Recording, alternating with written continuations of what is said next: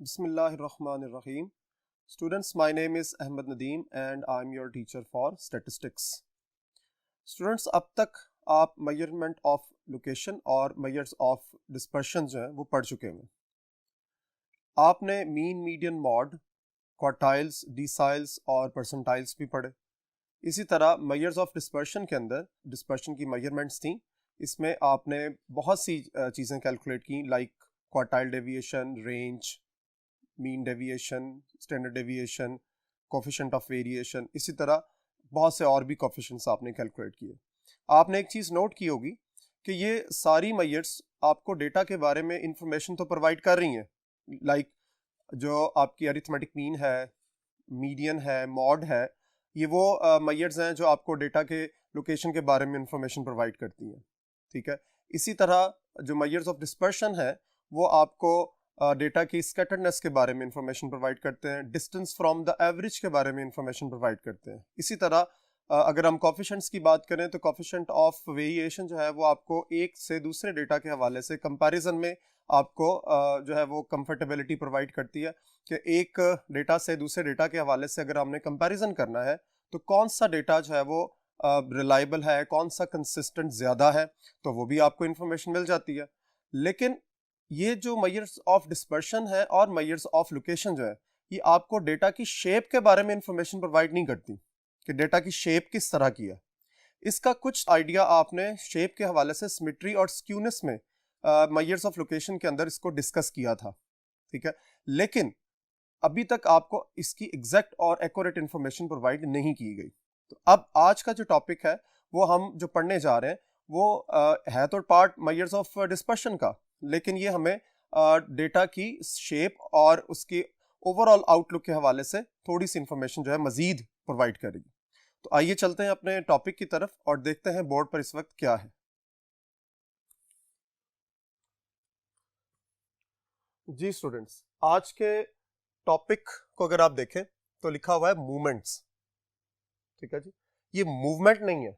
अक्सर स्टूडेंट्स जो है वो जल्दी में इसको पढ़ जाते हैं ये मूवमेंट, हालांकि ये मूवमेंट्स है. MOMENTS, movements. एक स्पेशल नाम है जो किसी वजह से जो साइंटिस्ट ने इसको दिया है.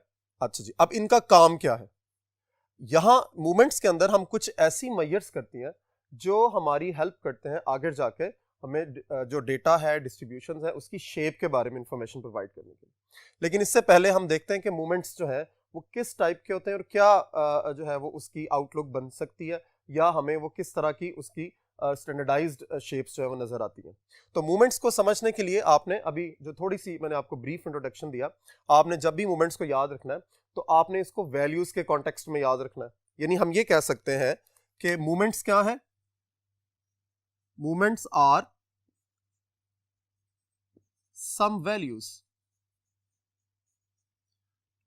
नंबर 1, यानी ये कुछ वैल्यूज हैं जो डेटा के क्या कौन से करेक्टरिस्टिक्स बताते, which are used to find the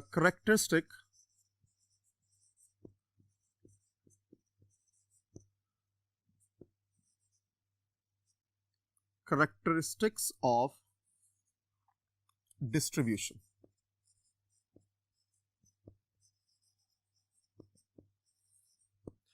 यानी ये जो 1 इसलिए मैंने यहां पे लिखा कि आप इसको बड़ा फोकस करें कि आर सम वैल्यूज, ये पहला पॉइंट है.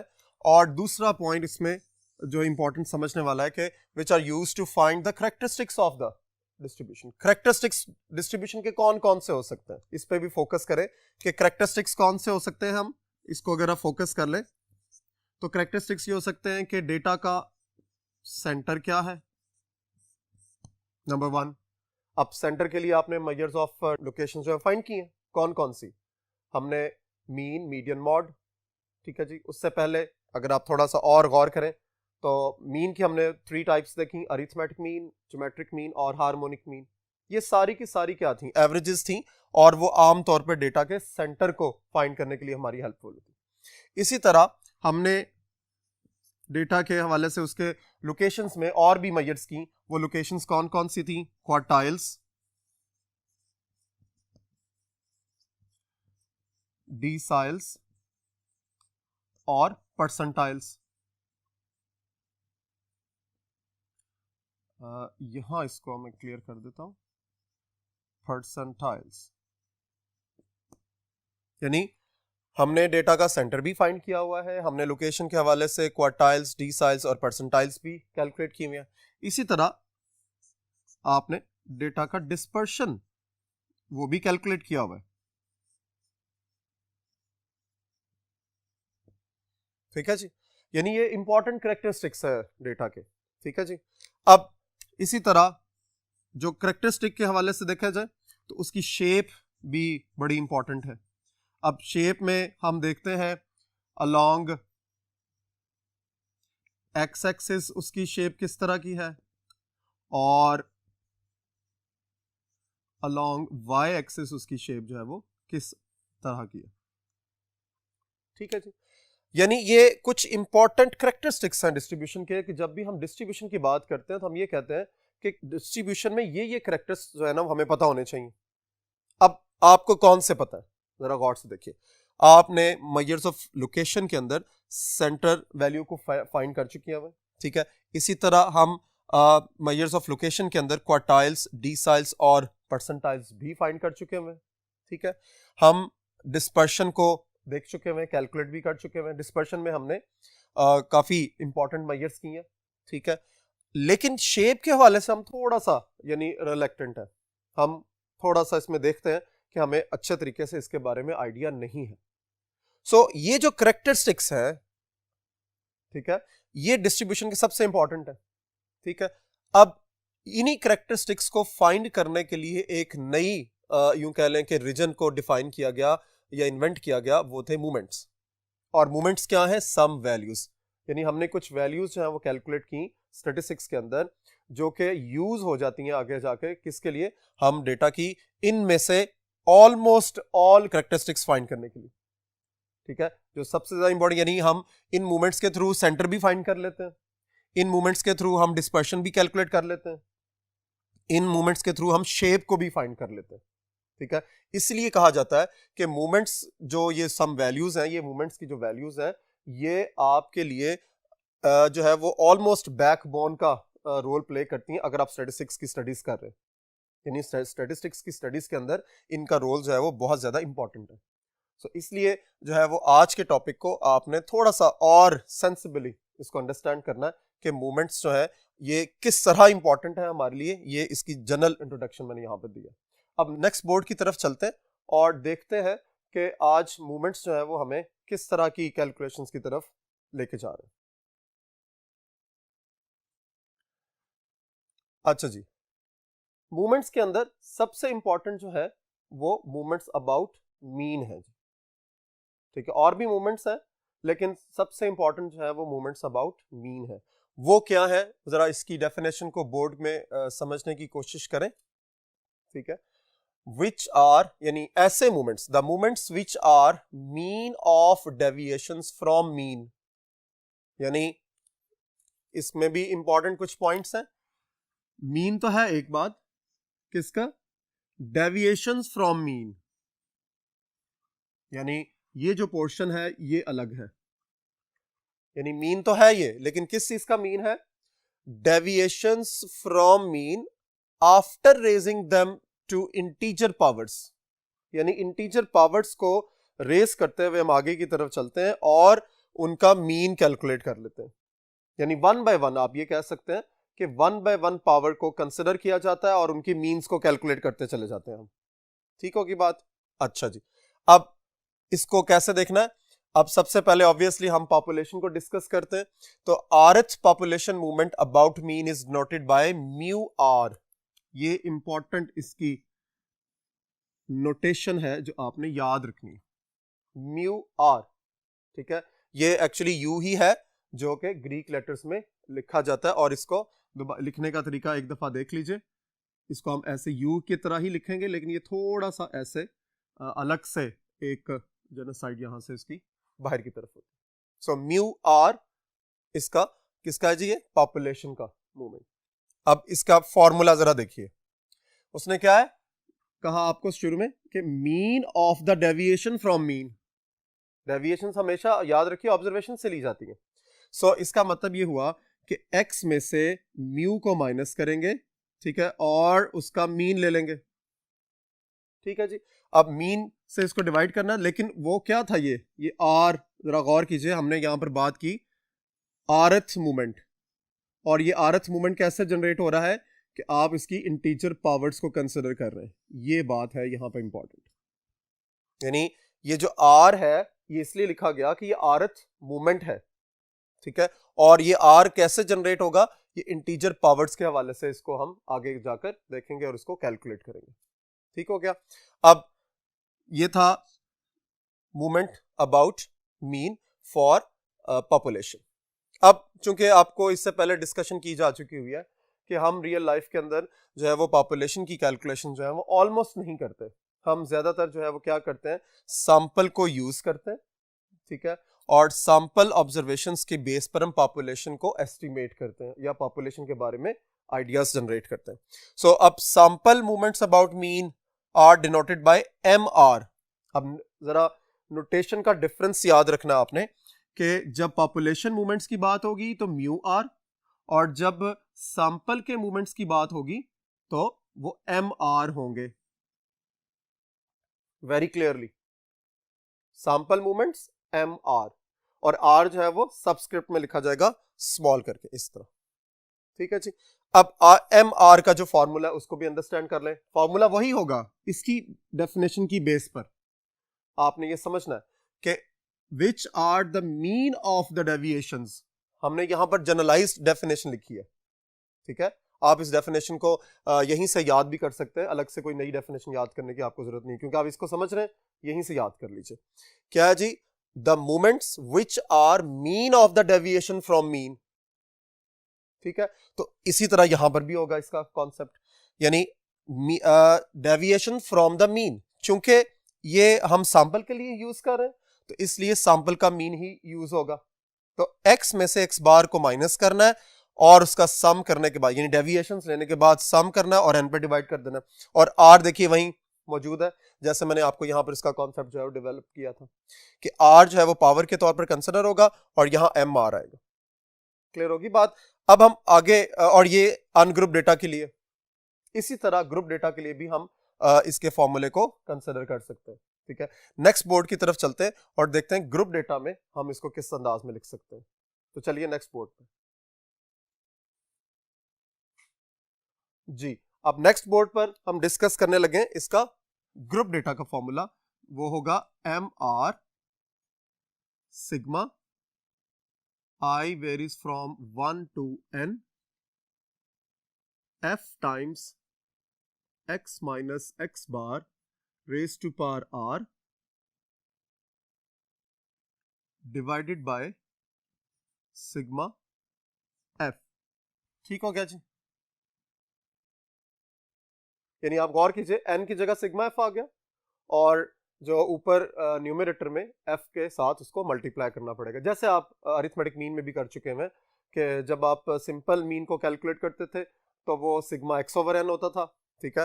जरा गौर कीजिए, मैं थोड़ा सा यहाँ पे इसलिए रिवाइज कर रहा हूँ ताकि आपके फॉर्मूले को अंडरस्टैंड करने में आपको प्रॉब्लम ना हो, ठीक है जी। सिग्मा x ओवर n, और जब हम ग्रुप डेटा में जाते थे तो वो क्या हो जाता था, sigma F x over sigma F.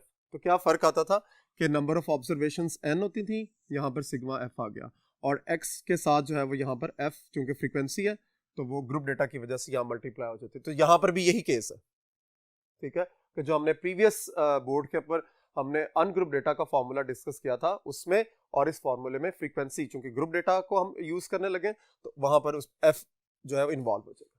Clear हुई बात? सो इसको आपने याद रखना। अब first movement, for example for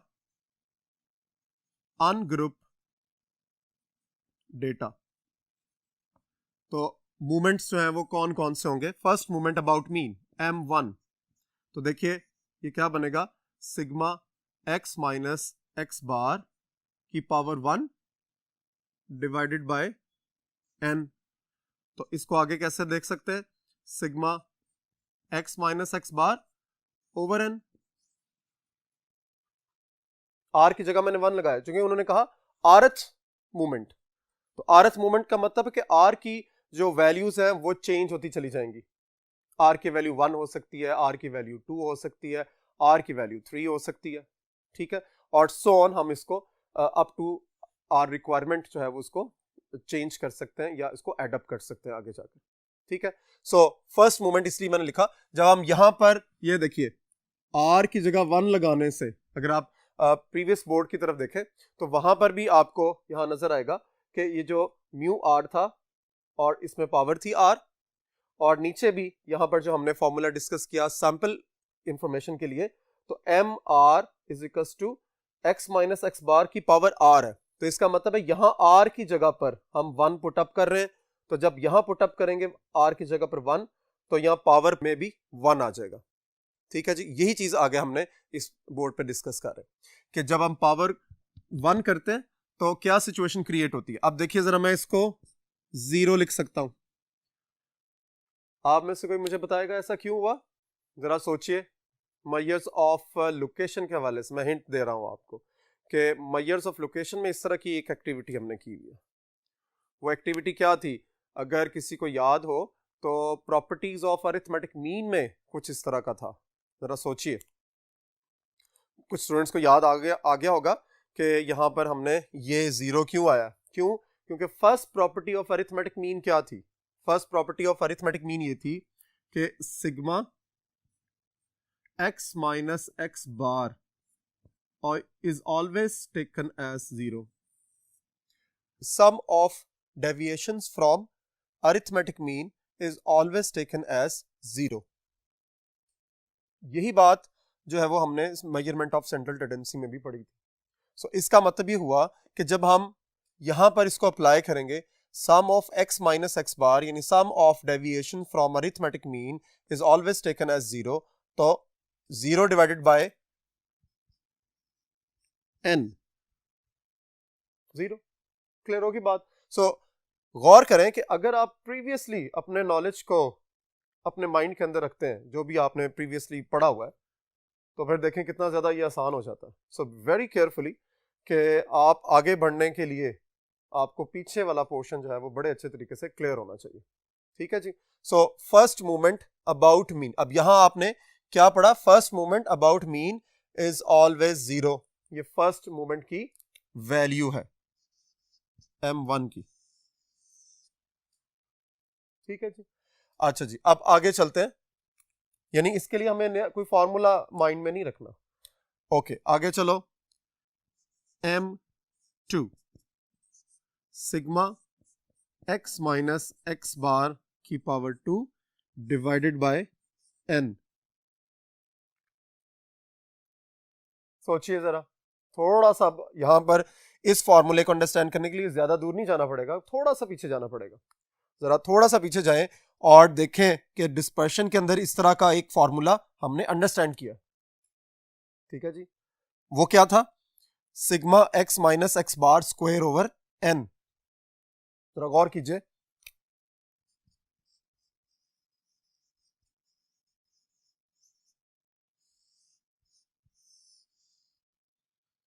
हाँ जी, याद आया आपको? यानी m2 को हम ये कह सकते हैं, जो सेकंड मूवमेंट अबाउट मीन है।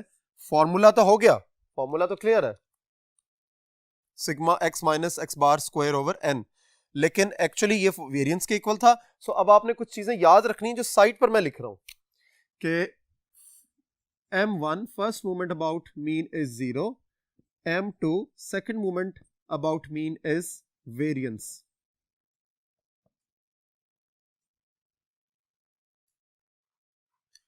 वेरिएंस, ठीक है जी। अब थर्ड मूवमेंट देखिए क्या है जी, m3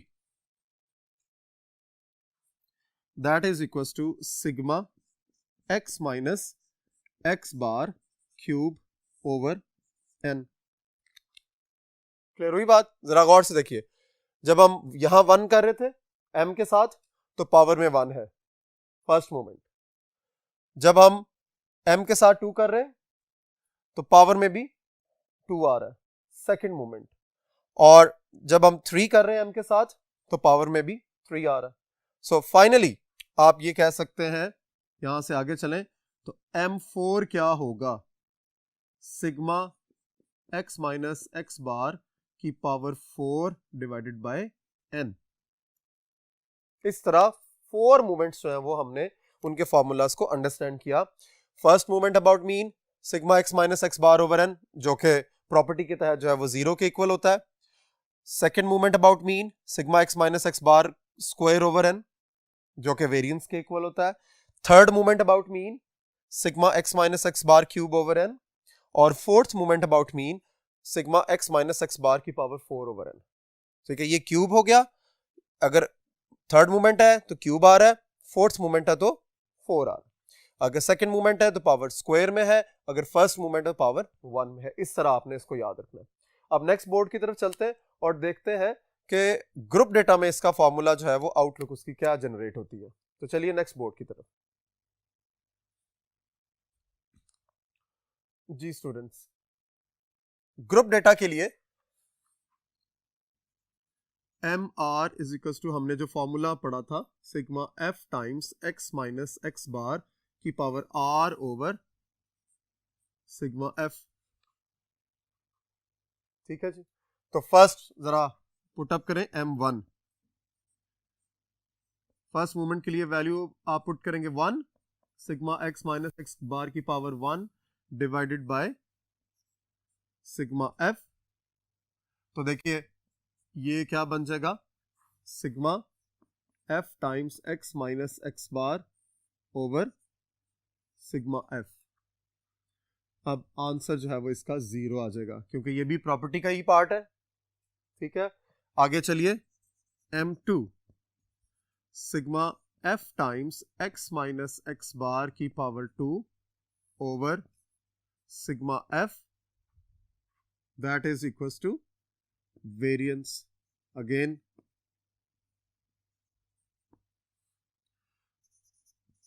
is equal to sigma f x minus X bar की पावर 3 ओवर सिग्मा f। देखिए पैटर्न को गौर करते चले जाए, r था तो पावर में r है, यहाँ 1 लगाया आपने तो यहाँ पावर में 1 है, यहाँ 2 लगाया m के साथ, यहाँ पावर में 2 है, यहाँ 3 लगाएंगे तो पावर में 3 चला जाएगा, और उसके बाद 4 sigma f x minus X bar की power 4 divided by sigma f। इस तरह ये फॉर्मूलाज जो हैं वो ग्रुप और अनग्रुप डेटा के हवाले से कंप्लीट हो जाते हैं। अब चूंकि ये कैलकुलेशंस जो है वो इस तरह की परफॉर्म की हुई, यहां तक आपने कैलकुलेशंस परफॉर्म की हुई है कि आपने डायरेक्ट मेथड से वेरिएंस को कैलकुलेट किया हुआ है। सो इसी पैटर्न को फॉलो करते हुए हम m3 को भी कैलकुलेट करेंगे, हम m4 को भी कैलकुलेट करेंगे। क्लियर होगी बात आपको? अब आप जरा एक चीज गौर कीजिए कि अनग्रुप डेटा में भी जब हमने फॉर्मूलास लिखे तो 1 से लेकर 4 तक लिखा, आगे नहीं 5 6 को नहीं हमने टच किया। इसी तरह ग्रुप डेटा में भी हमने m1 से लेकर m4 तक इसको लिखा, 5 6 7 को टच ही नहीं किया, इवन के मैंने डिस्कस भी नहीं किया उसको। रीजन, अब रीजन ध्यान से सुननी आपने। डिस्ट्रीब्यूशन के जितने भी कैरेक्टरिस्टिक्स हैं जो हम मूवमेंट्स के थ्रू फाइंड करना चाहते हैं या मूवमेंट्स के थ्रू फाइंड हो जाते हैं, वो सारे के सारे m4 तक कैलकुलेट हो जाते हैं। ठीक है, सो इसका मतलब ये हुआ कि अगर आप m1 m2 m3 m4 इन सब की वैल्यूज को कैलकुलेट कर लेते हैं तो आपका जो काम है, जो आपका फोकस पॉइंट है वो क्लियर हो जाता है। यानी फोकस पॉइंट क्या था, कैरेक्टरिस्टिक्स ऑफ द डिस्ट्रीब्यूशन, और उसमें सबसे इंपॉर्टेंट चीज शेप ऑफ द डिस्ट्रीब्यूशन जो हमने लेक्चर के स्टार्ट में किया। सो shape of the distribution m4 तक कंप्लीट हो जाती है। तो जब हमारा टास्क पूरा हो गया तो हमें आगे मूवमेंट्स को कैलकुलेट करने की जरूरत नहीं है। क्लियर होगी बात? इसलिए हम जब भी मूवमेंट्स को कैलकुलेट करते हैं तो वो 1 से लेकर 4 तक ही कैलकुलेट करते हैं। ठीक है, आई होप कि आज का लेक्चर जो है वो आपके लिए काफ़ी ज़्यादा आसान हुआ होगा। ठीक है, इसको अच्छे तरीके से लर्न कीजिए, इसके कॉन्सेप्ट्स को अच्छे तरीके से याद करें, ताकि नेक्स्ट जो आने वाले लेक्चर्स हैं उसमें इन सब फॉर्मूलाज ने यूज होना है, हमने इनकी कैलकुलेशंस करनी है, और जब आप इनको अच्छे तरीके से याद कर लेंगे तो इंशाल्लाह वो कैलकुलेशंस भी आपके लिए बहुत आसान हो जाएंगी। अब मुझे इजाजत दीजिए, अगले लेक्चर में इंशाल्लाह आपसे फिर मुलाकात होगी। अपना और अपने वालिदैन का ख्याल रखें।